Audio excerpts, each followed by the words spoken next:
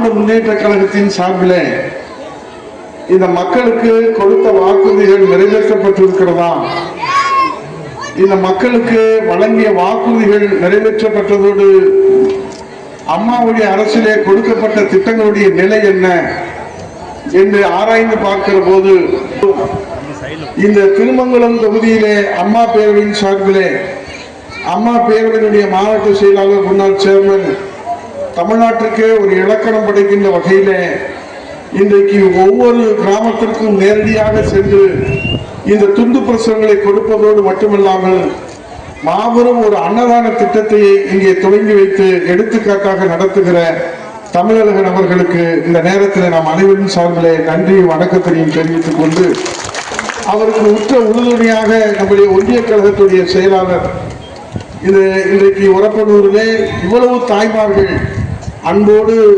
ஆதரவு அளிக்கக்கூடிய இந்த சூழ்நிலையை, ஏன்னா இன்னைக்கு ஞாயிற்றுக்கிழமை விடுமுறை நாள் வீட்டில் இருக்கிறதுனால இப்போ தம்பி மொட்டமண்ட உதயகுமார் வந்திருக்கான்னு சொன்ன உடனே இவ்வளவு பேர் நீங்க வந்திருக்கிறது உண்மையிலே உங்கள் பாதங்களை நான் தொட்டு வணங்கி நான் நன்றி தெரிவிக்க கடமைப்பட்டிருக்கிறேன்.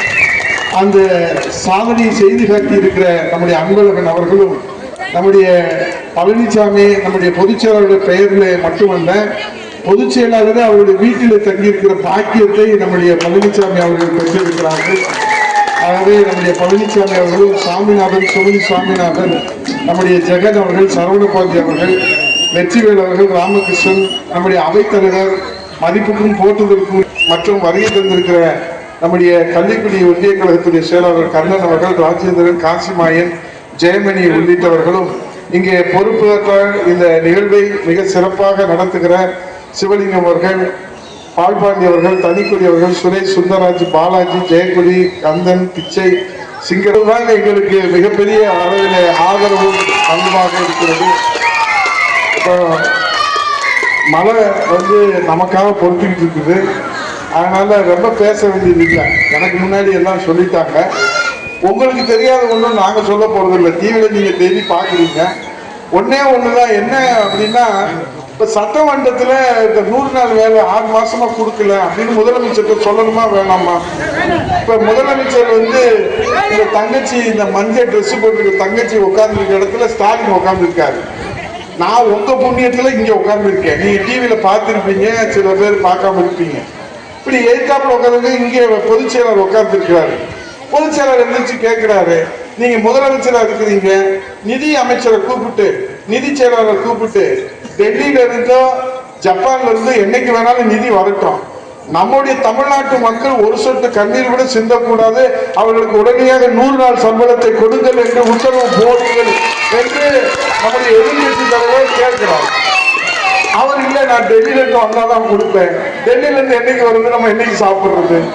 இப்ப இதை கேட்கவே விட மாட்டாரு. இப்ப நம்ம என்ன சட்டமன்றத்துல இப்ப நாங்களும் உங்க புண்ணியத்துல அம்மா அரசு 10 ஆண்டு இருந்துச்சு, அவங்க எல்லாம் வேணா பேசுவாங்க, நம்மளை திட்டுவாங்க, அது கொடுக்கலம்பாங்க, இது கொடுக்கலம்பாங்க, சட்ட ஒழுங்கு பேசுவாங்க, எல்லாம் சொல்லுவாங்க.